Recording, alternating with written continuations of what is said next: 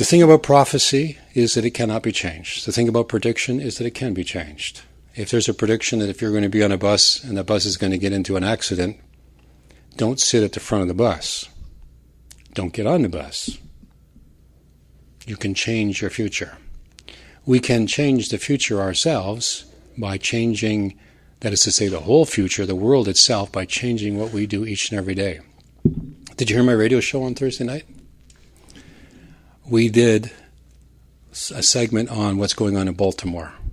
We started off the program talking about what it's like to be a policeman or a National Guard, what's in their mind. Vests, clubs, guns, doesn't make them unafraid. And they're out there in the community dealing with people they see every day who are now going to spit in their face and throw rocks at them. Anger, the riots, and the social unrest has all been predicted. This is called a time of uncertainty or a time of chaos. We have to get through this time, and I'm going to talk to you a little bit about how to do that today. We call it the psychic headlines, psychic newspaper.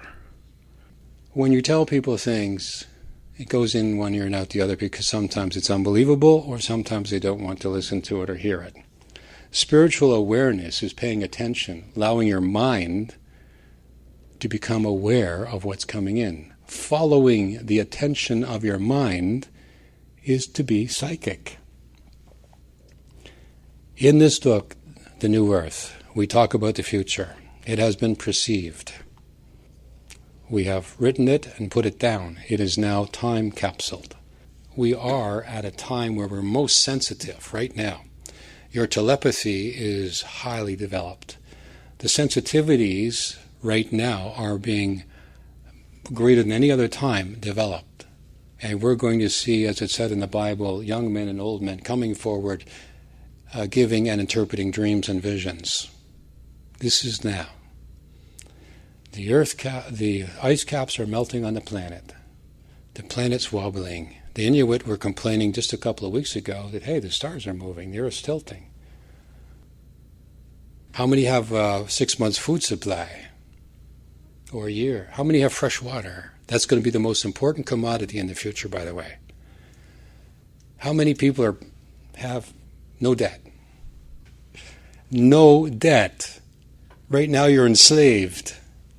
Did you know there's legislation now in the U.S. where they're going to try to do away with the currency, just plastic?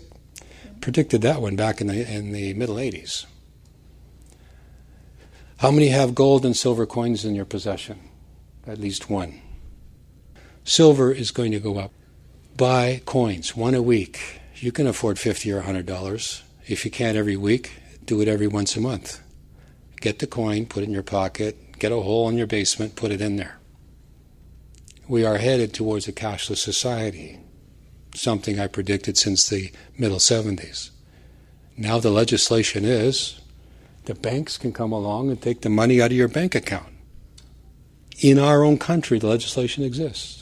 And in Europe, they've done it. Who would have thought? My attention and my visions and my prophecies, 1979 till now, taking place. See, the thing is, when you see things in the future, is it tomorrow or next week, next month, next year, or next decade? We don't care. We only know that we had a prophecy. And as we have that prophecy, we hang on to it because we know, because we've had other prophecies come true, that it's going to come true sooner or later. What I'm telling you today is, if you can, get out of consumer debt. Own your own place. Have a little plot of land outside the country, maybe 3 or 4 or 5 families can get together. In the future, we will have, I'm calling it a tribal mentality. We'll have groups of people coming together, living for the common good.